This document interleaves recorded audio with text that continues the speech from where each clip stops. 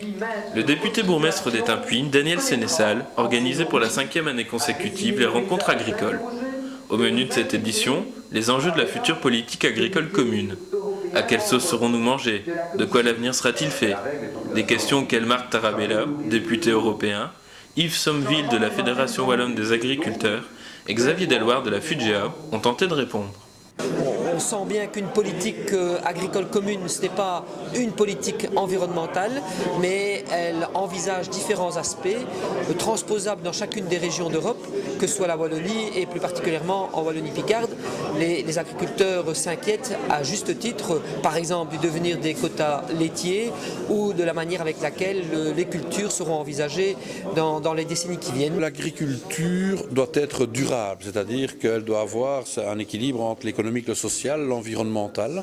Elle doit produire d'abord des denrées alimentaires et quelque part, puisqu'on a découplé les aides par rapport à la production, il faut faire en sorte que les aides respectent mieux d'abord les agriculteurs et les agricultrices, mais aussi le sol, qu'on favorise une gestion du sol qui soit raisonnée. On va vers une agriculture qui respecte mieux l'environnement.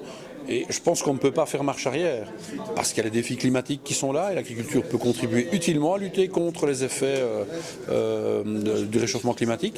Et donc clairement, oui, l'agriculture est plus verte, mais elle ne doit jamais oublier, et l'aide agricole sera plus verte, mais on ne doit jamais oublier que la fonction première, c'est évidemment la production de nourriture de qualité, accessible à tous. Nous mettons en tout cas sur le tapis une série de revendications, notamment tenir compte de critères dans la nouvelle répartition des enveloppes, tout d'abord entre États membres, et puis après on en viendra entre agriculteurs, mais au niveau entre États membres, il est important que notre région et que notre pays défendent au niveau européen des principes de type 1 euro en Belgique et 1 euro en Bulgarie, ça n'a pas la même valeur de parité de pouvoir d'achat.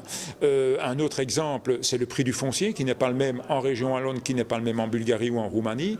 C'est également les coûts de production qui ne sont pas les mêmes chez nous ou bien dans ces pays, que ce soit en termes d'intrants, que ce soit en termes de main-d'œuvre ou, comme je l'ai dit tout à l'heure, en termes de foncier. On veut une PAC qui est une agriculture mixte, une agriculture paysanne, comme on la défend à la FUDGEA.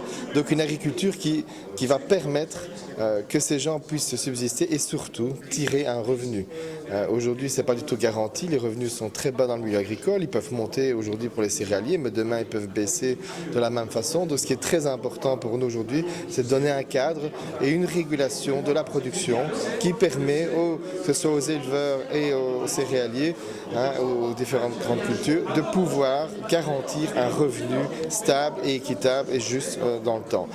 Mais ce qui est important de savoir, c'est qu'il faudra aller vers des modes de production qui sont plus durables, qui sont plus en lien avec les problèmes du climat, qu'il faudra relocaliser la production de protéines, par exemple, relocaliser la transformation, arrêter que nos produits fassent 3 fois le tour de la planète avant d'être consommés. Donc tout ça en lien avec des aspects sociaux et environnementaux. Et c'est l'aspect social qui est souvent mis de côté par la Commission européenne et que nous, on pousse. En tout cas, il faut absolument que l'aspect social passe en première place et qu'on développe justement, redéveloppe une économie locale aujourd'hui malheureusement qui est souvent délocalisée, que ce soit au Brésil, en Inde ou en Chine.